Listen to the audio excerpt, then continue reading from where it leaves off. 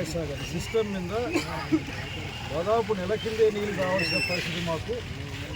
ఇప్పటికి కూడా నీళ్లు రాకపోవడం, పుత్తూరు మండలంలో వర్షాలు కూడా ఈసారి సరిగ్గా లేకపోవడం, ఇప్పటికే తాగునీటి ఎద్దడి మొదలు కావడం అనే సమస్యలు ఉన్నప్పుడు నిన్న రైతాంగం మాట్లాడుకున్నాం. పార్టీలకు సంబంధం లేదు, అది రైతులందరం కూర్చున్నాం, మాట్లాడుకున్నాం. ఏంటంటే నీళ్ళు రావాలి అర్జెంటుగా, అంటే హక్కుగా ఉన్న నీళ్ళు, లోకలైజ్ నీళ్ళు రావాల్సిన అవసరం ఉంది. దానికి ఏదో అనేక కారణాలు అక్కడ చెప్తా అక్కడ వినిపిస్తూ ఉన్నాయి. నేషనల్ హైవేలో రిపేర్ జరుగుతూ ఉన్నాయి కాబట్టి వాళ్ళు దాన్ని వెనక్కి వెళ్తూ ఉన్నారు. వాళ్ళతో మాట్లాడి అందరితో మాట్లాడుకున్నాం, పోనీ విధంగా కూడా మాట్లాడుతున్నారు రైతాంగం చెప్తా ఉన్నారు. ఏం మాట్లాడుతున్నారు, ఎట్లా మాట్లాడుతున్నారు నాకే తెలియదు. ఈరోజు స్టే కూడా వచ్చిందని అవి కూడా మాట్లాడుతూ ఉన్నారు. ఇట్లా స్టేల్కి లేవు జాంతానే అవన్నీ కుదరవు మన దగ్గర. కాకపోతే ఎస్సీ గారితో మాట్లాడాం. ఎస్సీ గారు మిడ్పెన్నార్లో గేట్ రిపేర్ గురించి మాట్లాడుతూ ఉన్నారు. సుబ్రాయ సాగర్లో ఆల్రెడీ 12 మీటర్లు నీళ్లు ఉన్నాయని మా వాళ్ళు చెప్తా ఉన్నారు, ఒకరు ఎవరు చెప్తా ఉన్నారు. సుబ్రాయ సాగర్ గేట్లు ఎత్తించాలి, మాకు ఎంపీఆర్ గేట్లు ఎత్తాల్సిన అవసరం మాకేం లేదు. అయిపోయినాక వాళ్ళు మళ్ళీ రెండోసారి కూడా మళ్ళీ నీళ్ళు ఇస్తామంటే సంతోషం. కనుక మాటలకి చేతలకి వంతన కుదరకుండా ఉంది ఈ ప్రభుత్వంలో. అసలుకి ఎంత దుర్మార్గంగా వీళ్ళు ఉంటారంటే అసలు నాకు అర్థమే కాదు. వాన్లు పడి ఆ రేగడి భూముల్లో శనగేసుకున్నా అంటే ఇత్తనం కూడా ఇలేరు వీళ్ళు. అంటే మా గురించి ఆలోచించమని కోరుతా ఉన్నా, రైతుల గురించి ఆలోచించమని కోరుతా ఉన్నా. ఈ నాయకులందరూ కూడా హెచ్ఎల్సీ కింద ఒక 5 ఎకరాలు కొనుక్కొని సేద్యాలు పెట్టుకుంటే అర్థమవుతుంది నీళ్ళ గురించి. లేకపోతే నీళ్ళు వాళ్ళకి నీళ్ళే, మాకైతే జీవితం.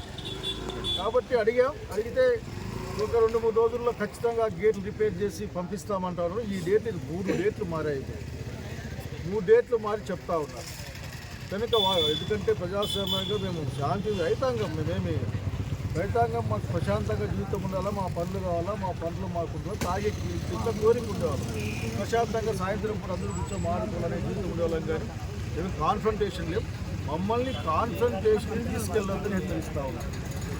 మమ్మల్ని ఇంకొక ఆలోచన చేసేందుకోసం మా ఆకలి బాధల్ని, మా కష్టాలని, మా ఎండిపోతున్న చెట్లని, మా ఎండిపోయే బోర్లను చూసి మేము కన్నీళ్ళు కూడా రాకుండా తిరుగుబాటు చేసే ఒక అవకాశాన్ని మాకు ఇయ్యద్దని మేము కోరుతా ఉన్నాం.